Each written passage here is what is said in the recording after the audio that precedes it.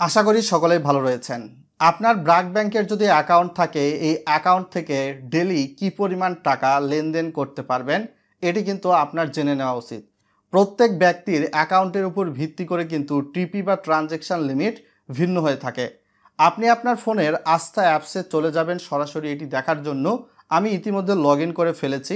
আস্থা অ্যাপসে চলে আসার পর কিছুটা লোডিং ইউজার ইন্টারফেস কিন্তু ওপেন হবে। তারপর বামে উপরের দিকে নেভিগেশন বারের জায়গায় 3 বার নামে একটা অপশান রয়েছে, সেখানে প্রেস করবেন। প্রেস করে কাইন্ডলি নিচের দিকে চলে যাবেন, ভিডিওটা লাইক করে শেয়ার করে দিবেন, চ্যানেলে নতুন হলে সাবস্ক্রাইব করে দিবেন। নিচের দিকে গেলে এখানে দেখতেই পারবেন ট্রান্সফার লিমিট নামে একটা অপশান রয়েছে, ট্রান্সফার লিমিটে প্রেস করবেন। তো এখানে আপনি বিকাশে ফান্ড ট্রান্সফার করতে পারবেন ব্র্যাক ব্যাংকের অ্যাকাউন্ট থেকে ডেলি সর্বোচ্চ 1 লক্ষ টাকা, এবং সেক্ষেত্রে ট্রান্সফার সর্বোচ্চ দিনে 20 বার করতে পারবেন, এর চেয়ে বেশি নয়। মোবাইল রিচার্জ আপনি ডেলি সর্বোচ্চ 15,000 টাকা করতে পারবেন, দিনে সর্বোচ্চ 10টা মোবাইল রিচার্জ করতে পারবেন।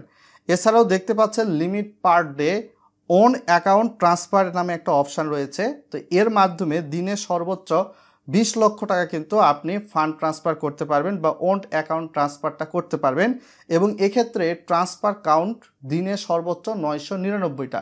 তো 999 এক তো কাউন্ট হয়তো বা মানুষের প্রয়োজন হবে না, জাস্ট আপনাদের হিসাবের সুবিধার্থে বিষয়টা এখানে হয়তো বা দেওয়া রয়েছে। তো অনেক ক্ষেত্রে আপনারা কিন্তু ব্র্যাক ব্যাংকের আস্থা অ্যাপস ব্যবহার করলে প্রত্যেকের লিমিট কিন্তু ভিন্ন হয়ে থাকবে, কেননা প্রত্যেক মানুষের আয়ের বা পেশার উপর ভিত্তি করে কিন্তু তার ট্রানজ্যাকশান লিমিটটা চেঞ্জ হয়ে থাকে। আপনার ব্র্যাক ব্যাংকের আস্থা অ্যাপসে এই ট্রান্সফার লিমিটে গেলে একরকম দেখতে পারবেন, আমার এখানে আর এক রকম রয়েছে। আর একজন মানুষের কাছে গেলে দেখবেন তার আস্থা অ্যাপসে আর এক রকম ট্রান্সফার লিমিট। অর্থাৎ প্রত্যেক মানুষের আয় রোজগার বা মানুষ যেই পেশার উপর নির্ভরশীল রয়েছে তার উপর ভিত্তি করে কিন্তু ট্রান্সফার লিমিট কম বেশি হয়ে থাকে।